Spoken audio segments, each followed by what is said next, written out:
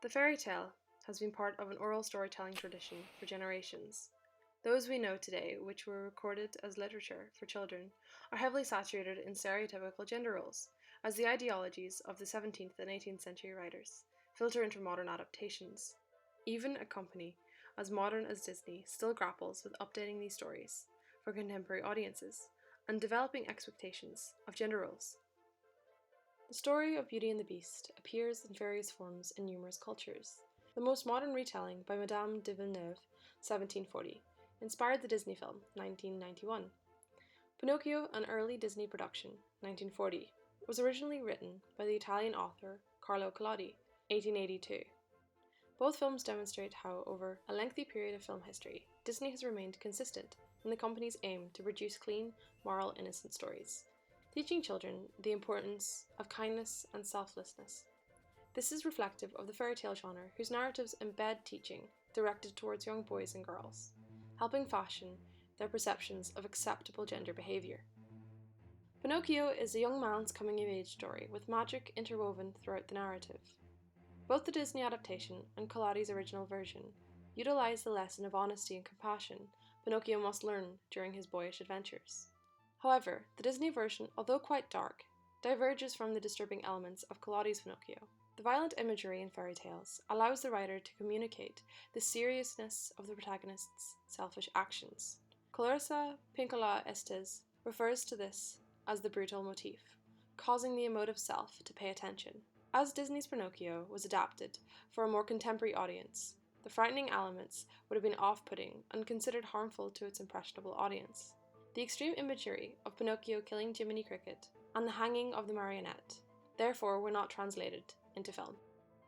In the original written version, the relationship between Pinocchio and Geppetto is harsher and complex. The original Geppetto creates the puppet because he needs to earn a living.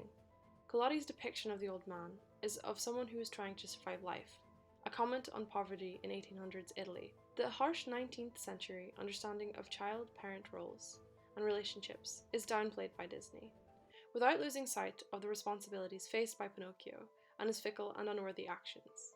This masculine concept of gender behaviour and learning is presented with softer and more child-friendly themes of boyhood by Disney. Both Disney's film and the original story of Beauty and the Beast is directed at young girls, teaching them that vanity is ugly, while showing kindness to others is the appropriate behaviour for a young lady. Like any adaptation, Disney has changed aspects of the tale to fit a more modern aesthetic. The two stories, however, share the good relationship between Belle and her father, as well as the significance of the rose, though in a different context, as Belle asks her father for the flower in the original story, which leads to him taking one from the Beast's garden, accidentally angering him, while Disney's rose motif is part of the magical curse the Beast is under, acting as a ticking clock. The representation of characters in both stories of Beauty and the Beast share central elements. The importance of Belle's beauty and intelligence is retained.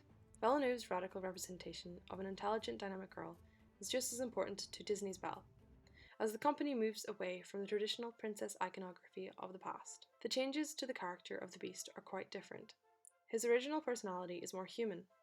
Although his physical form is ugly, he is not aggressive nor ill-tempered, as his frightening appearance would suggest. Disney's version is animalistic, particularly during the first act. However, as the drama unfolds on screen, the Beast grows as a character through his interactions with Belle.